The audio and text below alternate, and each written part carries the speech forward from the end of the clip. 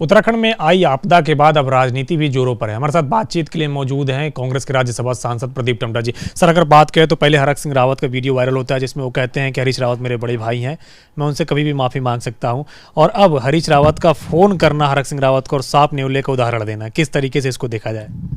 देखिए, हरक सिंह जी का जो वीडियो वायरल हुआ था, हरीश रावत मेरे बड़े भाई हैं, अगर आपने उसको ध्यान से सुना होगा, जो मेन हरीश रावत जी ने जो उन पर मेन आरोप लगाया था और जो उत्तराखंड की जनता का भी ऐसे है कि उन्होंने लोकतंत्र को तोड़कर लोकतंत्र की एक जो हत्या की थी उसका माफ़ किया था, उसका प्रायश्चित उन्होंने नहीं किया। और उस वीडियो में भी उन्होंने कहा है कि मैं उस बात के लिए माफ़ी नहीं मांग रहा हूँ, हरीश रावत बड़े भाई हैं इसलिए माफ़ी मांग रहा हूँ। तो बड़े और छोटे भाई का तो कोई अर्थ ही नहीं है। महाभारत में युधिष्ठिर और दुर्योधन दोनों भाई थे, इतना बड़ा संग्राम चल गया है।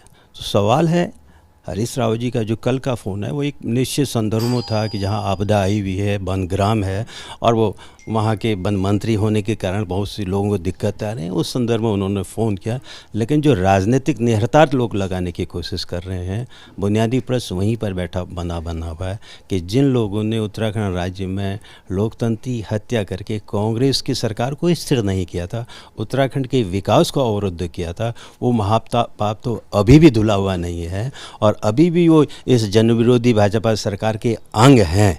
वहाँ की मलाई भी खाना चाहते हैं और अपने भविष्य के कोई नए रास्ते भी तलाशना चाहते हैं। मेरे ख्याल से ना कांग्रेस का कोई आम कार्यकर्ता ना उत्तराखंड की जनता इस तरह के अवसरवादी राजनीतिक लोगों को प्रश्रय देने वाली है, न समर्थन करने वाली है। सर, आपदा हुई है, खुद गृह मंत्री अमित शाह ने जाके दौरा किया है और कहा है केंद्र की तरफ से हर संभव मदद मिलेगा। इसके बावजूद आप लोग की तरफ से आरोप लगाए जा रहे हैं कि राहत इस तरीके से नहीं पहुंची।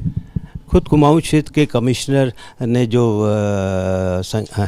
आंकलन लिया है कि 2,500 करोड़ से ऊपर तो कुमाऊं क्षेत्र में ही इस आपदा में क्या नुकसान हो चुका है। और गृह मंत्री का वहां पर दौरा होना, किसी भी तरह की राज्य को आर्थिक सहायता की घोषणा न करना, बुनियादी प्रश्न है कि जो एनडीआरएफ जो गृह मंत्री के पास में है, एनडीआरएफ की टीम है, समय से रेस्क्यू ऑपरेशन में शामिल नहीं हो पाई। अभी भी बागेश्वर ज़िले में पिछले 3 दिनों से 9 पर्यटक, ये 5 पर्यटक और एक उनके पोर्टर की लाश पड़ी हुई है सुंदरडूंगा ग्लेस के आसपास, उसको अभी तक सरकार ने नहीं निकाल पाई है।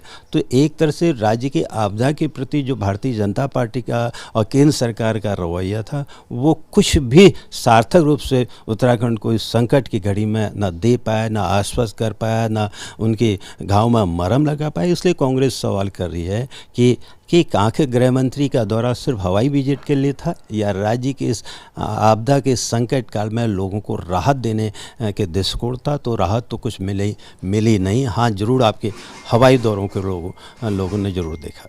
सर, उत्तर प्रदेश और उत्तराखंड का विधानसभा चुनाव एक साथ होना है। उत्तर प्रदेश में प्रियंका गांधी बड़े बड़े वादे कर रही महिलाओं को लेकर, युवाओं को लेकर, और आज उन्होंने 10 लाख रुपए तक का इलाज के लिए भी कह दिया है। तो क्या उत्तराखंड में भी इस तरीके के दावे देखे जाएंगे और कितना फायदा उत्तर प्रदेश में होगा इतने दावे से?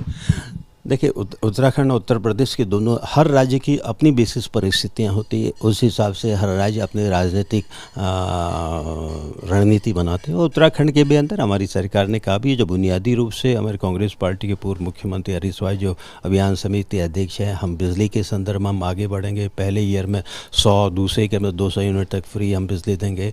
हम इस आपदा के मानकों को नए सिरे से परिभाषित करने की कोशिश करेंगे। जो लोगों का ज़मीन पर नुकसान हो रहा है, फसलों का नुकसान हो रहा है, जो मकान के संदर्भ में जो आपदा के दौरान टूटे, उसका हम नए सिरे से मूल्यांकन करेंगे। बेरोजगारी के क्षेत्र में भी हमने कहा कि हम सबको रोज़गार देने की कोशिश करेंगे और जो बेरोज़गार है उनको एक निश्चित समय तक बेरोज़गारी भत्ता भी देंगे। बिजली के बिलों में भी ये तो जो आम लोगों को राहत दी जा सकती थी, जो आम लोगों के कल्याण के लिए, जब राज्य की जनता कष्ट में हो, राज्य का दायित्व है, तो उसके संबंध कांग्रेस वो तमाम सकारात्मक कदम पहले भी उठाए थे और अब भी उठाएंगे। प्रियंका गांधी के वादे से आपको लगता है कि उत्तर प्रदेश में फायदा होगा? इतने बड़े बड़े वादे किए जा रहे हैं उनकी ओर से। देखिए, सवाल तो उत्तर प्रदेश की जनता का अपनी चरित्र देख ही लिया। योगी सरकार एक तरह उत्तर प्रदेश में जंगल राज है, चाहे हाथरस की घटना से लेकर लखीमपुर तक आपने उत्तर प्रदेश की सरकार का, राजनेताओं का और पुलिस और ब्यूरोक्रेसी का व्यवहार देखा। और उस घड़ी में उत्तर प्रदेश की जनता के लिए राहत बन करके एक नए मुक्तिदाता के रूप में प्रियंका जी आई हैं। लोगों का समर्थन मिला है और ये बात सही है।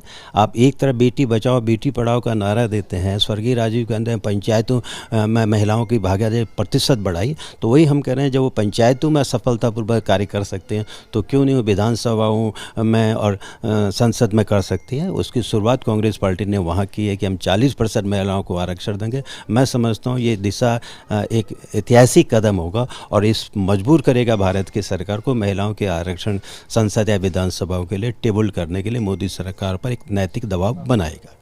शुक्रिया हमसे बातचीत करने के लिए। तो कांग्रेस के राज्यसभा सांसद प्रदीप टमटा, जिनका कहना है कि उत्तराखंड में जिस तरीके से आपदा आई है, गृह मंत्री की ओर से कोई भी सहायता राशि नहीं दी गई है। कमिश्नर वीरपाल के साथ अविनाश तिवारी, एबीपी गंगा, दिल्ली।